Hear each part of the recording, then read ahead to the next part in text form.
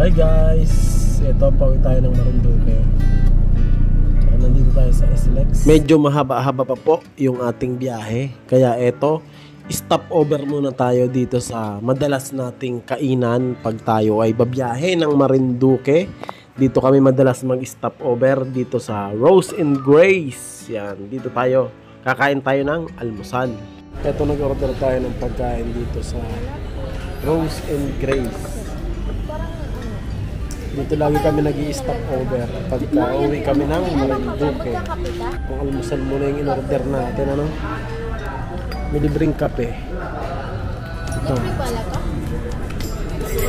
Kaya ito na yung order namin, oh, ni Mrs. Oh. Heavy na to. Longganisa. Kaya tayo.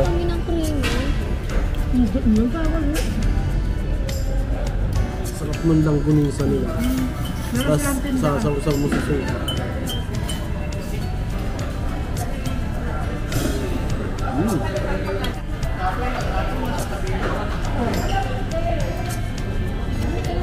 Unang stop over natin ito.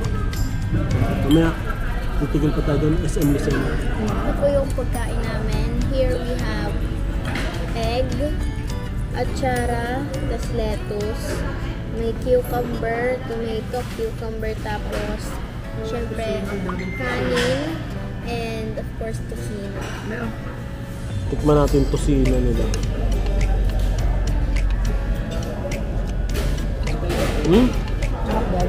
Sarap.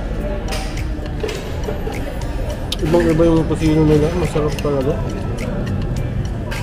Tsaka lang gunisa. Sarap. Eto, biyahe ulit tayo. Nabusog kami doon sa unang stop over natin, Rose and Grace. Talagang masarap doon, panalo.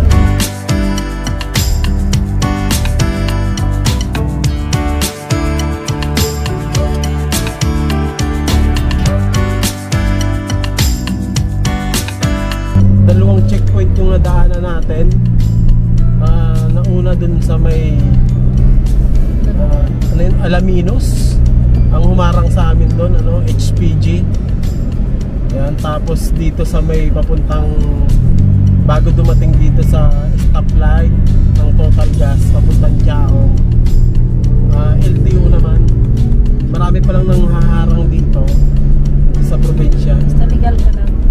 Basta kumpleto lang yung mo, yung papeles ng sasakyan mo, tsaka may lisensya ka, walang problema, matutuloy yun tayo. Okay, diretso yung biyahe natin. Hindi ko lang na i-video yung yung mga nag-checkpoint kasi patay yung camera.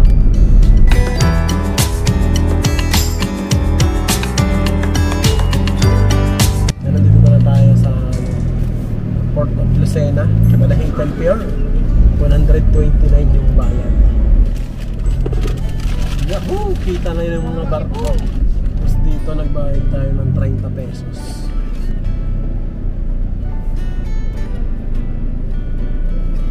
Ay, hindi maghanap kita dito. Patras na tayo, papuntang barko.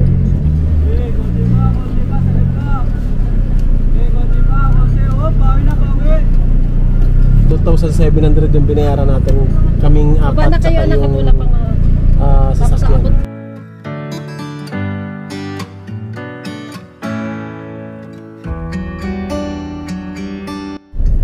Hey guys, malapit na tayong tumabi dito sa Balanacan Pier. Yan, nagra-ready na yung mga may sasakyan. Siguro kami yung unang-unang lalabas dahil nasa unahan kami. Ito, tingnan nyo. Yan, unang-una tayo. Siguro tayo yung unang palalapasin.